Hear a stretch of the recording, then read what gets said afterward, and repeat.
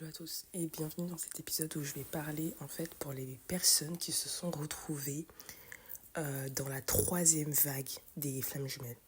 C'est-à-dire que toutes les personnes qui ont eu la reconnexion à partir de 2020 jusqu'à janvier 2024, en fait ça c'est la troisième vague des flammes jumelles. Et c'est important de comprendre en fait à quelle vague on appartient. On a la première vague des flammes jumelles, je pense, qui a démarré à partir de 2011. De 2011 jusqu'à 2015.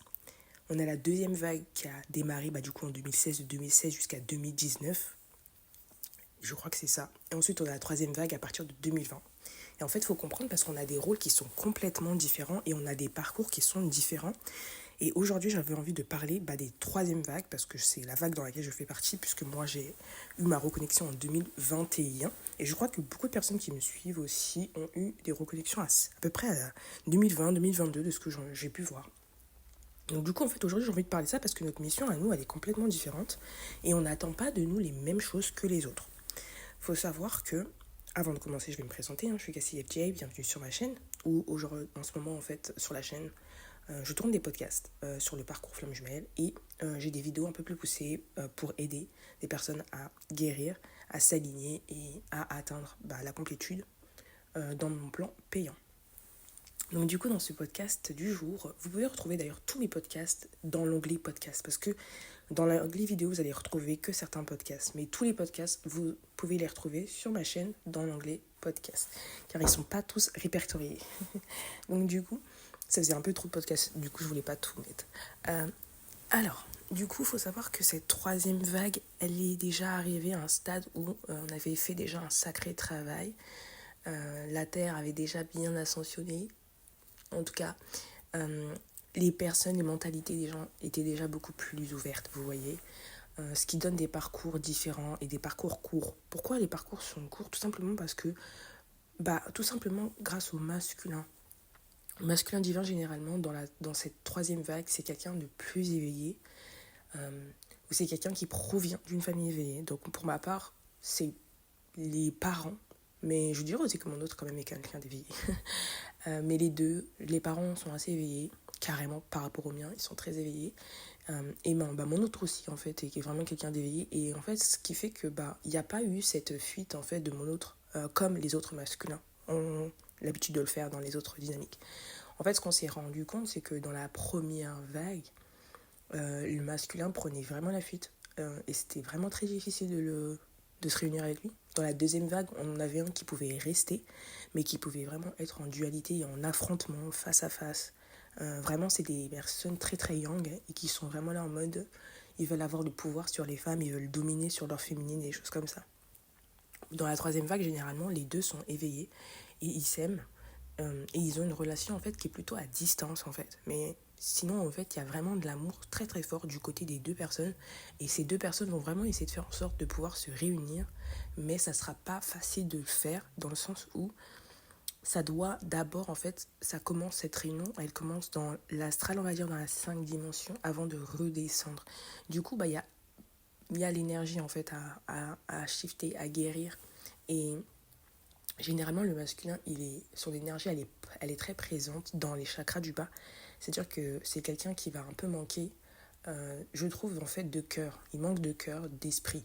C'est-à-dire qu'il fait des choses, mais il ne réfléchit pas vraiment avec le cœur. Ce qui fait qu'il peut faire des choses qu'il n'aime pas. Tu peux le voir faire un travail qu'il n'aime pas, habiter dans une vie qu'il n'aime pas.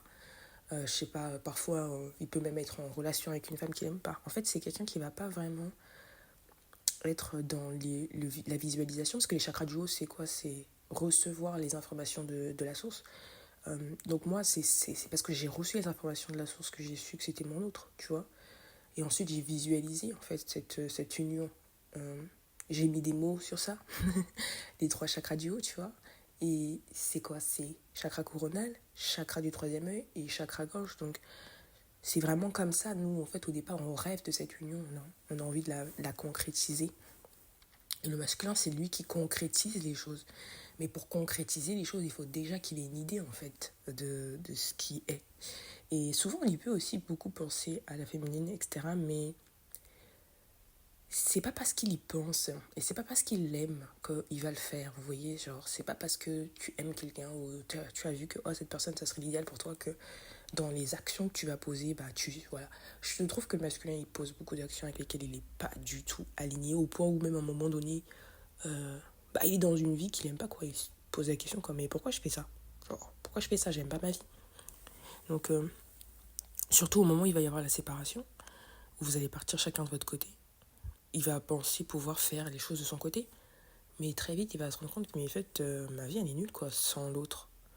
Donc, et puis, voilà, il fait des choses. Et du coup, en fait, il n'est pas motivé par sa vie. Et j'avais parlé de ça dans un podcast précédent où quelqu'un m'avait dit non, mais ça ressemble beaucoup au yin. Non, le yang, il a beau être quelqu'un qui concrétise, eh bien, il peut justement ne pas agir parce qu'il est, il n'y a pas le cœur qui suit, tu vois ce que je veux dire? Parce qu'il sait pas, il n'y a rien qui l'excite vraiment à mettre en place ou des choses à créer, tu vois. Normalement, il faut avoir une certaine impulsion, un certain plan, un certain désir, un certain rêve pour pouvoir agir grandement. Et le masculin, même si c'est celui qui concrétise, bah, il n'agit pas beaucoup parce que dans ce qu'on lui demande de faire, souvent c'est des choses en lien avec ses responsabilités, avec le rôle qu'il a dans la société ou dans la famille ou dans la communauté. Et du coup, bah, ça ne le... Ça ne, voilà, il fait ça, mais avec un complet détachement, tu vois. Mais rien de vraiment waouh, tu vois. Donc moi, c'est ce que j'ai remarqué. Donc dans cette troisième vague, l'objectif, c'est vraiment d'être dans l'amour inconditionnel des deux côtés. Et d'être vraiment aussi bien aligné, en fait. Que tous ces chakras soient bien alignés. Et pour qu'ils soient bien alignés, il faut vraiment faire un nettoyage. Et surtout se nettoyer de tout ce qui bloque. Donc les croyances limitantes, de l'autre. Parce que moi, dans mon parcours, j'ai vraiment vu que, comme c'est quelqu'un d'éveillé, ça veut rien dire. En fait, parfois, tu peux être éveillé, mais en fait, tu es dans une mauvaise spiritualité, tu vois. Un peu dans une spiritualité New Age, moi, je trouve qu'il était, même si c'est dans une église, mais je trouve que l'église, elle va vraiment à l'opposé de la spiritualité dans beaucoup de sens. Dans le sens où, à l'église, en fait, c'était beaucoup. Et chercher à faire la volonté de Dieu en comprenant pas que Dieu, il te donne des idées, justement. Tu réceptionnes le plan de Dieu à partir du chakra coronal. Donc, avant de venir dire aux gens, oh, mettez en place le plan de Dieu, parce que dans l'église, ils disaient toujours, et c'est pas la volonté de Dieu, et puis c'était limite eux qui devaient dire, en fait, c'est quoi la volonté de Dieu dans ta vie à toi, alors que Dieu, il te parle à toi individuellement, et c'est à toi de recevoir les informations. Dieu, il te met à cœur quelque chose, il te met une idée, et ensuite, tu vas regarder si cette idée est alignée avec ton cœur, tu vois. Mais moi, je me suis dit, dans son église, c'était ah, Dieu, il veut que tu te maries avec cette personne. Et puis cette personne, en fait, elle l'aime pas, le gars. Ou le gars à qui on a dit ça, il aime pas cette fille.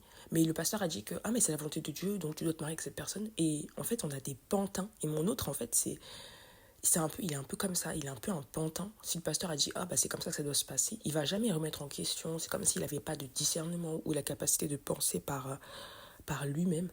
Et ce qui est assez bizarre, parce que il est très très éveillé dans le sens où il sait que Dieu existe, il sait que voilà, il y a un plan pour sa vie, de ça. Et lui, il va pas toujours écouter le pasteur, tu vois, dans une certaine manière, mais en fait, le truc, c'est qu'il va toujours, du coup, se retrouver en dualité avec sa communauté.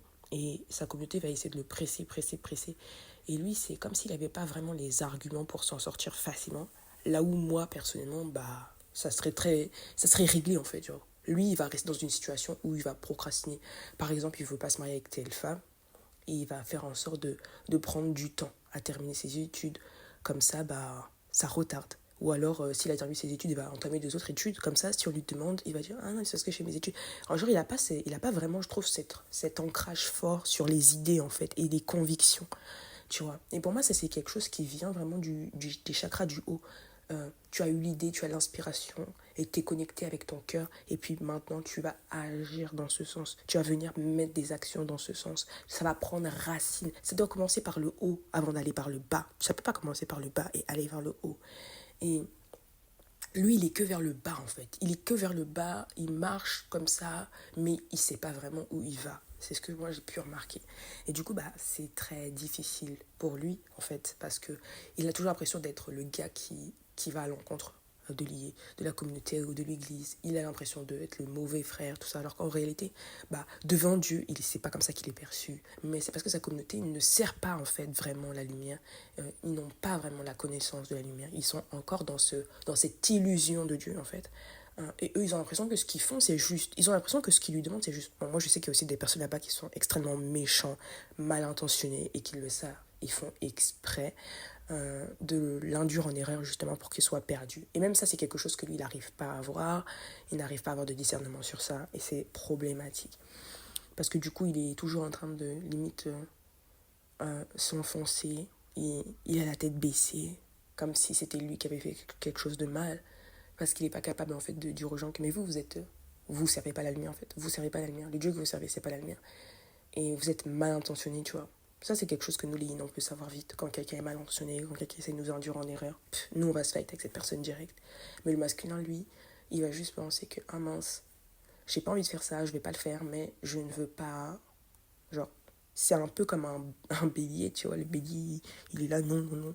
Mais en mode, pour lui, c'est juste que c'est quelqu'un de têtu. Il va se voir comme quelqu'un de têtu, il va se voir comme quelqu'un de rebelle, alors que, en fait, c'est pas de la rébellion. C'est que c'est pas aligné. Donc c'est normal que tu n'aies pas envie de le faire et tu devrais pas te forcer à faire. C'est ça le problème, c'est que tu devrais pas te forcer. Mais dans la religion, on va forcer les gens à faire quelque chose et on va leur dire c'est ça la volonté de Dieu. Sauf que non, en fait, c'est pas ça. Donc du coup, c'est ça qui pose beaucoup de problèmes. Et là où vraiment il doit faire monter son énergie pour vraiment discerner en fait c'est quoi vraiment, qu'est-ce que Dieu attend vraiment de lui et est-ce que ce que les gens lui disent autour de lui c'est vraiment ça.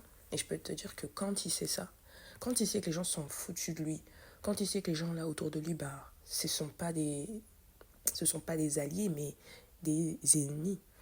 Et que lui, il doit apprendre en fait à avoir une idée, avoir des plans, avoir des rêves et surtout à comprendre qu'il a le droit d'en avoir. Puisque j'ai aussi vu ça que dans cette communauté et dans beaucoup de spiritualité, de fausses lumières, le rêve, l'ambition, c'est mauvais.